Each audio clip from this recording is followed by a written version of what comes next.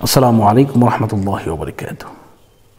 আপনি চুরি করে ফেলেছেন, কিন্তু এমন অবস্থা হয়ে গেছে আপনি নিজের কাছে বুঝতে পেরেছেন যে আমি চুরি করলাম কেন, আল্লাহ পাক আমাকে ক্ষমা করবেন কি না, চাল পড়া দিলেও কাজ হবে না, এমন একটি অবস্থান হয়ে যায় যে মানুষ ভয় পায় যে চাল পড়া দিতেছে কী অবস্থা হয়ে যাবে।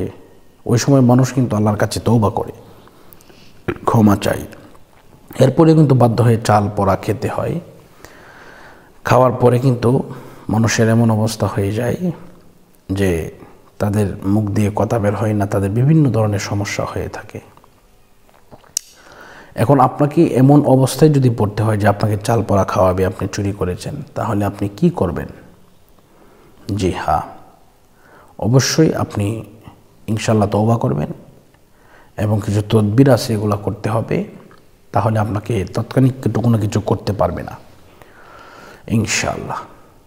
তো এজন্য বিভিন্ন ধরনের বিভিন্ন তদবির করে থাকে কবিরাজরা।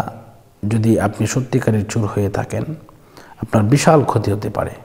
এজন্য আপনারা ইনশাআল্লাহ এই ক্ষতি থেকে কীভাবে রক্ষা পাবেন ইনশাআল্লাহ সেটা ইনশাআল্লাহ বলে দেব।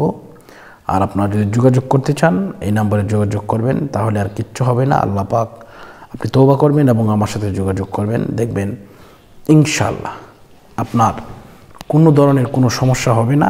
সেই প্রতিজ্ঞা আমি করলাম, আপনাকে কোনো কিছুই করতে হবে না, কিছুই কি হবে না, করতে পারবে না।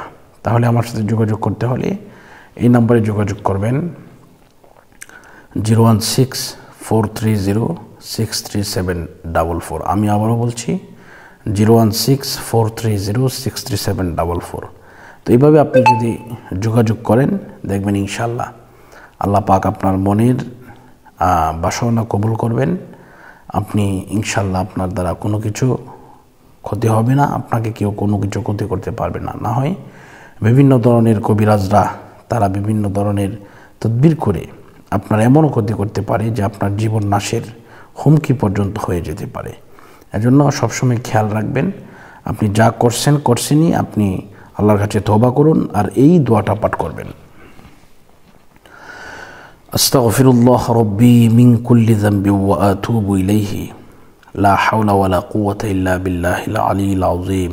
আমি আবারও পড়ছি, আস্তাগফিরুল্লাহ রাব্বি মিন কুল্লি যামবি ওয়া আতুবু ইলাইহি লা হাওলা ওয়ালা কুওয়াতা ইল্লা বিল্লাহিল আলিয়্যিল আযীম। এই তওবাটা করবেন। আরও কিছু তদবির আছে, এগুলো করলে ইনশাআল্লাহ আপনার কোনো কিছু কেউ কোনো ক্ষতি করতে পারবে না ইনশাআল্লাহ। তো আজকের মতো এই পর্যন্তই, বিদায় নিচ্ছি। আসসালামু আলাইকুম।